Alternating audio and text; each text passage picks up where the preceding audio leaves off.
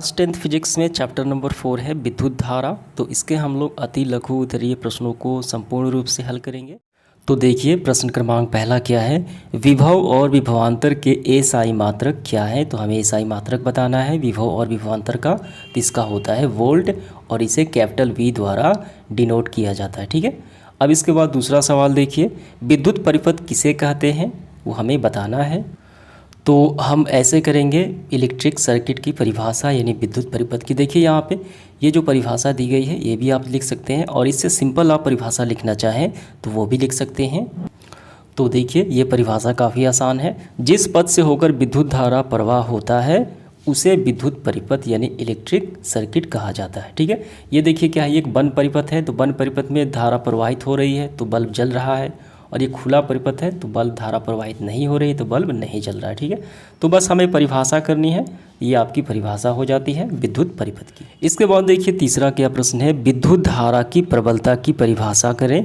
हमें strength of electric current ये हमें बताना है क्या होती है विद्युत धारा की प्रबलता। विद्युत धारा की प्रबलता की परिभाषा ये रही, किसी चालक के अनुप्रस्थ काट से यदि 1 सेकेंड, ये समय हो गया 1 सेकेंड, और 1 कूलाम आवेश प्रवाहित होता है तो उस काट पार करने वाली विद्युत धारा जो प्रबलता है 1 एम्पीयर कही जाएगी। ये पूरी क्या हो गई विद्युत धारा की प्रबलता की परिभाषा।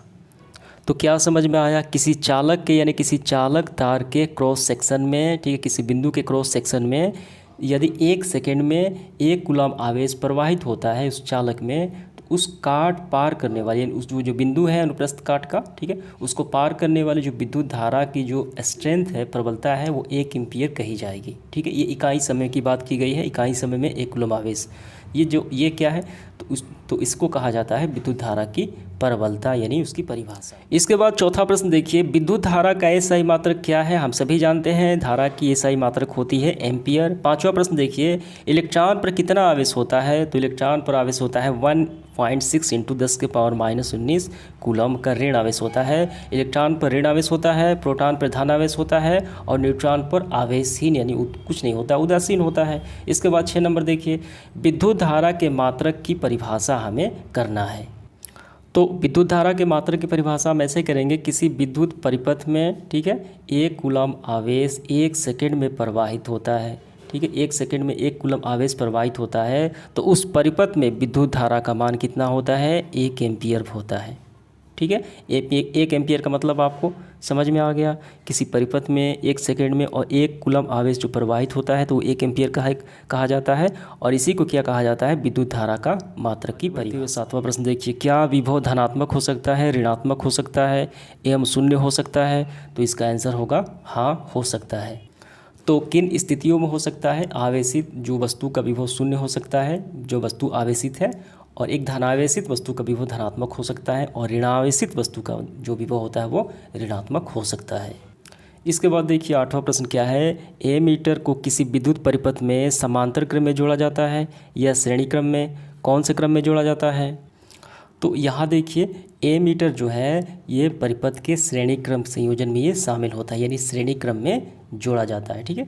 एमीटर क्या होता है, ये परिपथ में विद्युत धारा की जो धारा जाती है कि नहीं इसकी ये जानकारी देता है। तो ये रहा आपका अमीटर, ठीक है, जो परिपथ में श्रेणी क्रम में जुड़ने से धारा की माप को बताता है। इसके बाद देखिए 9 नंबर क्या है, एमीटर और वोल्ट मीटर में किसका प्रतिरोध अधिक होता है। तो वोल्ट मीटर का ज़्यादा होता है। इसके बाद 10वां देखिए, एम्पियर वोल्ट एवं ओम नामक मात्रकों में कौन अन्य दोनों का गुणज है, इनमें से वह कौन है। तो हम जानते हैं V = IR। ठीक है। V का मतलब क्या होता है, वोल्ट होता है, I मतलब विद्युत धारा, R मतलब होता है प्रतिरोध यानी रेसिस्टेंट। तो कौन गुणज है, तो V गुणज है। यानी देखिए दोनों का गुणा कौन सा है, दोनों का गुणा जो है वो V के बराबर है, तो V यहाँ पे क्या है, गुणज है। ठीक है। V मतलब क्या है, वोल्ट यहाँ पे गुणज है। इसके बाद देखिए अगला प्रश्न क्या है, 11 नंबर, उस युक्ति का नाम हमें लिखना है जो किसी चालक के सिरों की विभवांतर बनाए रखने में सहायता प्रदान करती है। तो वो युक्ति कहलाती है सेल या बैटरी। इसके बाद देखिए 12 नंबर क्या है, काफ़ी आसान सवाल है, वह कहने का क्या तात्पर्य है कि दो वस्तुओं के बीच विभवांतर 1 वोल्ट है। विभवांतर का 1 वोल्ट होना जो है वो क्या बताता है, ये हमें बताना है। तो देखिए विभवांतर का 1 वोल्ट लिखा जाना हमें ये बताता है कि एक कूलाम धन आवेश को एक बिंदु से दूसरे बिंदु तक ले जाने में 1 जूल कार्य करना पड़े तो उन दोनों बिंदुओं के बीच विभवांतर कितना होगा? 1 वोल्ट होगा। एक कूलाम धन आवेश को, कौन सा आवेश? धन आवेश को एक बिंदु से दूसरे बिंदु तक ले जाने में 1 जूल कार्य करना पड़े तो उन इन दोनों बिंदुओं के बीच जो विभवांतर है वो कितना होगा? विभव का अंतर 1 वोल्ट वो कहलाता है। तो ये विभवांतर का मतलब हुआ। ठीक है, ये पूरा आपको नोट डाउन कर लेना है। इसके बाद 13 नंबर देखिए, किसी विद्युत परिपथ में 2 बिंदुओं के बीच विभवांतर जब हम मापते हैं तो वोल्ट मीटर को किस प्रकार जोड़ा जाता है? किस तरीके से जोड़ा जाता है? तो किस तरीके से संयोजित किया जाता है? तो समांतर क्रम में जोड़ा जाता है। ठीक है, और अमीटर को श्रेणी क्रम में जोड़ा जाता है। तो ये आपको ध्यान रखना है। ठीक है, इसके बाद देखिए 14 नंबर क्या है प्रश्न? विद्युत धारा और प्रतिरोध एवं विभवांतर के बीच संबंध क्या है? तो हम सभी जानते हैं V = IR। V मतलब क्या होता है? V मतलब होता है विभवांतर, I मतलब होता है विद्युत धारा और रेसिस्टेंट यानी प्रतिरोध मतलब R होता है। ठीक है, तो ये संबंध होता है। इसके बाद देखिए 15 नंबर, प्रतिरोध का मात्रक क्या होता है? तो प्रतिरोध का मात्रक होता है ओम। ठीक है, और ये इसका क्या है? ये इसका, और ये से इस तरीके से सूचित किया जाता है। ये काफ़ी इंपॉर्टेंट सवाल है। इसके बाद 16 नंबर देखिए, अगला प्रश्न देखिए, ओम के नियम में किसका ताप अचर रहता है, किसका ताप नहीं बदलता? तो ये दोनों काफ़ी इंपॉर्टेंट, ये 14, 15 और 16 देखिए काफ़ी महत्वपूर्ण सवाल है। ओम का नियम में किसका ताप नहीं बदलता? तो चालक का प्रतिरोध का ताप जो है, रेसिस्टेंट का ताप जो है वो नहीं बदलता। इसके बाद देखिए 17 नंबर प्रश्न क्या है? ओम के नियम का गणितीय रूप में हमें बताना है। तो ये रहा 1 ओम बराबर वोल्ट बटे एम्पियर, ये इसका गणितीय रूप कहलाता है। इसके बाद 18 नंबर देखिए, विद्युत विभव से आप क्या समझते हैं? परिभाषा करना है। एकांक धन आवेश को अनंत से किसी बिंदु तक लाने में किए गए जो कार्य होते हैं तो उस बिंदु का क्या कहलाता है? विद्युत विभव कहलाता है। इसके बाद देखिए 19 नंबर क्या है? सरल सेल में धन ध्रुव का कार्य कौन करता है? तो सरल सेल में जो धन ध्रुव होता है वो होता है तांबे की प्लेट। 20वां देखिए क्या है? प्रतिरोधकता का एसआई मात्रक हमें बताना है। तो प्रतिरोधकता का एसआई मात्रक ओम मीटर होता है। आपको लिखना है ओम मीटर, ये भी सिंबल भी आपको बना लेना है ऐसे। ठीक है, ऐसे करना है आपको ओम मीटर। इसके बाद देखिए 21 नंबर क्या है? किसी चालक में धारा के प्रवाह से ऊष्मा के अंतरित ऊर्जा का व्यंजक हमें निकालना है, यानी बताना है, लिखना है सिर्फ व्यंजक को। ठीक है, किसके लिए? अंतरित ऊर्जा के लिए हमें निकालना है। तो चालक के अंतरित ऊर्जा के लिए जो व्यंजक होता है वो कौन सा होता है? देखिए आंतरिक ऊर्जा के लिए व्यंजक होता है U का मतलब होता है ऊर्जा, ऊर्जा को डिनोट करता है U = I² RT। ठीक है, तो यही आपको लिखना है। ठीक है, U मतलब ऊर्जा होता है, I मतलब क्या होता है? उस चालक में जो विद्युत धारा प्रवाह हो रही है, R मतलब रेसिस्टेंट यानी प्रतिरोध होता है, T मतलब होता है समय। इसके बाद देखिए 22वां क्या है? 22 नंबर, विद्युत शक्ति किसे कहते हैं? तो इसकी परिभाषा करना है हमें। तो विद्युत शक्ति की परिभाषा हमें ऐसे करनी है। देखिए किसी विद्युत परिपथ में विद्युत ऊर्जा के व्यय यानी खर्च की दर उस परिपथ की विद्युत शक्ति कहलाती है। ठीक है, तो इसे हम किसे डिनोट करते हैं? इसे हम P द्वारा डिनोट करते हैं। इसके बाद हमारा सवाल है 23 नंबर, यदि किसी बल्ब पर 220 वोल्ट और 60 वाट लिखा हो तो इसका क्या अर्थ हम समझते हैं? आइए करते हैं इसका आंसर है। यदि किसी बल्ब पर 220 वोल्ट और 60 वाट लिखा हो तो इसका अर्थ यह है कि यदि किसी मकान में विद्युत परिपथ में, मकान के विद्युत परिपथ में इस बल्ब को लगा दिया जाए तो यह बल्ब 220 वोल्ट पर विभवांतर पर, ठीक है, 60 वाट शक्ति का ये उपयोग करेगा, ऊर्जा को खर्च करेगा। यानी प्रति सेकंड उस बल्ब के कारण 60 जूल ऊर्जा क्या होगा? व्यय होगा, खर्च होगा। तो आपको यहाँ से यहाँ तक पूरा इसका आंसर कर लेना है ताकि अच्छे से व्याख्या हो जाए इसका। इसके बाद देखिए 24 नंबर क्या है? किलोवाट प्रति घंटा क्या है? तो इसका आंसर होगा विद्युत ऊर्जा का व्यावसायिक मात्रक है, कमर्शियल यूनिट है। आपके घरों में जो मीटर लगाए जाते हैं तो विद्युत ऊर्जा का जो इकाई है तो इसी में जो गणना की जाती है किलोवाट प्रति घंटा। ठीक है, ये आपका हो गया। इसके बाद 25 देखिए, श्रेणी क्रम में जुड़े प्रतिरोधों का समतुल्य प्रतिरोध प्रत्येक प्रतिरोधों के मान, ठीक है, यहाँ पर ध्यान देना है, प्रतिरोधों के मान से कम होता है या अधिक होता है। तो ये सवाल जो है एक और इसमें सवाल पूछा जाता है। ठीक है, वो क्या है? आइए उसको देख लेते हैं। तो इसका आंसर देखिए क्या होगा? अधिक होता है। इसमें जो सवाल अन्य तरीके से पूछे जाते हैं उसको भी हम लोग देख लेते हैं। तो यहाँ पे देखिए श्रेणी क्रम में जो समतुल्य प्रतिरोधों का जो मान होता है तो प्रत्येक प्रतिरोध से क्या होता है, अधिक होता है। अब जब प्रतिरोध की सिर्फ बात करें कि समतुल्य प्रतिरोध जो होता है वो प्रत्येक के क्या होता है, वो प्रत्येक प्रतिरोध के बराबर होता है।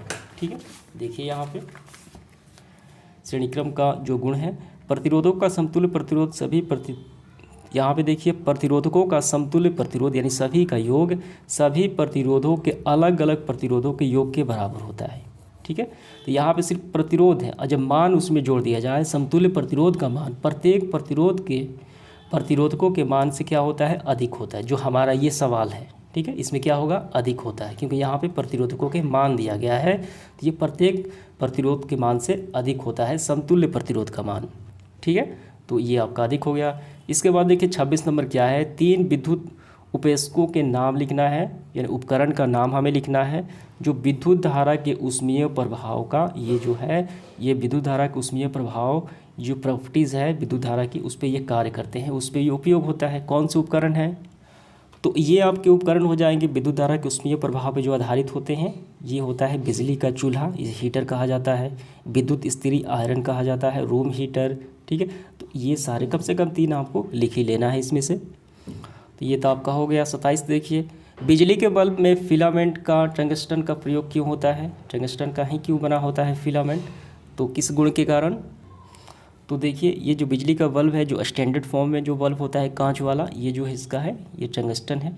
ये फिलामेंट का क्यों बना होता है, देखिए ये जो मोड़ा हुआ होता है ऐसे वाला, ऐसे ये पार्ट, तो आपको ऐसे करना है। विद्युत बल्ब में टंगस्टन धातु जो होती है तंतु या फिलामेंट का व्यवहार होता है, क्योंकि टंगस्टन की प्रतिरोधकता जो होती है, रेसिस्टेंट होती है, वो अधिक होती है और गलनांक काफ़ी उच्च होता है। ठीक है, इसी कारण यानी रेसिस्टेंट भी ज़्यादा होता है और गलनांक भी ज़्यादा होता है। लेकिन फ्यूज की बात करें तो फ्यूज में उल्टा होता है, फ्यूज में प्रतिरोध उच्च होता है लेकिन गलनांक उसका काफ़ी निम्न होता है। तो ये पूरा आपको नोट डाउन कर लेना है इसका आंसर।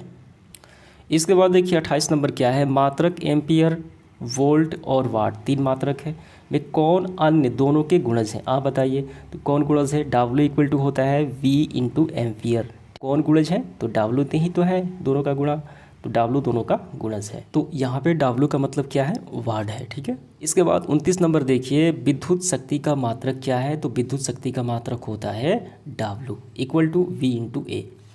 इसके बाद देखिए 30वां, विद्युत धारा द्वारा प्रदत्त ऊर्जा की दर का निर्धारण कैसे किया जाता है, तो आपको आंसर लिखना है विद्युत धारा द्वारा प्रदत्त ऊर्जा को किलोवाट प्रति घंटा के मात्रक में व्यक्त किया जाता है। ठीक है, तो इसे व्यावसायिक मात्रक भी कहा जाता है। 31 नंबर देखिए, प्रत्यावर्ती धारा यानी AC किस उपकरण से प्राप्त होती है, तो ये प्रत्यावर्ती धारा जनित यानी जनरेटर से ये प्राप्त होती है। जो घरों में जो बिजली होती है वो कौन सी होती है, वो AC होती है। ठीक है, इलेक्ट्रिक करंट यानी अल्टरनेटिव करंट। 32 नंबर देखिए, विद्युत हीटर के तार की कुंडली किस धातु की बनी होती है, ये नाइक्रोम या निक्रोम की बनी होती है। 33 देखिए, विद्युत हीटर में विद्युत धारा किस प्रभाव का उपयोग होता है, तो विद्युत धारा के ऊष्मीय प्रभाव का इसमें प्रयोग होता है विद्युत हीटर में। अभी हमने देखा उपकरण। ठीक है, इसके बाद 34 देखिए क्या है, विद्युत धारा के किस प्रभाव से बिजली की घंटी कार्य करती है, तो विद्युत धारा के ऊष्मीय प्रभाव से बिजली की घंटी कार्य करती है। इसका आंसर जो है विद्युत धारा के किस प्रभाव से बिजली की घंटी कार्य करती है, तो बिजली की घंटी कार्य करती है विद्युत धारा के ऊष्मीय प्रभाव ना होकर चुंबकीय प्रभाव के कारण। किसके कारण, चुंबकीय प्रभाव के कारण बिजली की घंटी कार्य करती है। इसके बाद देखिए 35 नंबर क्या है, डिस्ट धारा यानी DC के कुछ स्रोत यानी जिससे ये प्रवाहित होते हैं, तो सेल यानी बैटरी डायनेमो हो गया आपका। इसके बाद 36 नंबर देखिए, विद्युत फ्यूज में प्रयुक्त तार की क्या विशेषताएं होनी चाहिए, उच्च प्रतिरोध होना चाहिए। ठीक है, ज़्यादा वो मात्रा में विद्युत धारा को झेल सके और कम गलनांक होना चाहिए। थोड़ा सा भी ज़्यादा एक लिमिट के अनुसार धारा प्रवाहित हो, वो तुरंत गल जाए, ये गुण होना चाहिए विद्युत फ्यूज का। इसके बाद अगला प्रश्न देखिए 37 नंबर क्या है, 6 वोल्ट की बैटरी से गुजरने वाली 1 कूलम आवेश को कितनी ऊर्जा दी जाती है, तो यहाँ पे ऊर्जा तो यहाँ पे U मतलब ऊर्जा होती है। ठीक है, तो यहाँ पे देखिए इसका फॉर्मूला होता है C इंटू V। तो C कितना है, आवेश है 1 है और वोल्ट कितना है 6 वोल्ट है, तो 6 × 1 यानी 6 जूल, इसका आंसर हो गया। दूसरा देखिए 220 वोल्ट पर चलित एक लैंप 20 एम्पियर लेता है। 220 वोल्ट पे कितना लेता है, 20 एम्पियर लेता है, तो लैंप का प्रतिरोध कितना होगा, तो फॉर्मूला हम सभी जानते हैं R = V/I। तो वोल्ट कितना है 220, I कितनी है, धारा कितनी है 20 एम्पियर, 0 से 0 कैंसिल आउट और ये 11 दूनी 22 यानी 11 एम्पियर इसका आंसर हो गया फाइनली। इसके बाद देखिए 39 नंबर प्रश्न क्या है, एक चालक का प्रतिरोध 5 ओम है, इसमें 0.5 एम्पियर की धारा प्रवाहित करने पर उत्पन्न विभवांतर हमें ज्ञात करना है। तो V = IR, ठीक है, V हमें ज्ञात करना है।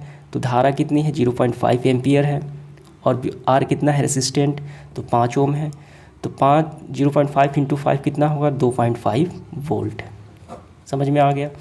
इसके बाद देखिए 40 नंबर क्या है, एक विद्युत बल्ब पर 100 वाट, ठीक है, और 220 वोल्ट अंकित है, लिखा हुआ है, तो बल्ब से प्रवाहित विद्युत धारा का मान हमें कितना होगा ये बताना है। तो विद्युत धारा I = कितना होता है P/V, ठीक है, पावर बटे विभवांतर। तो पावर कितना है देखिए 100 वाट है और वोल्ट कितना है 220 वोल्ट है, 0 से 0 कैंसिल आउट, 5 दूनी 10 हो गया, 11 दूनी 22 हो गया, 5/11 एम्पियर हो गया, ठीक है।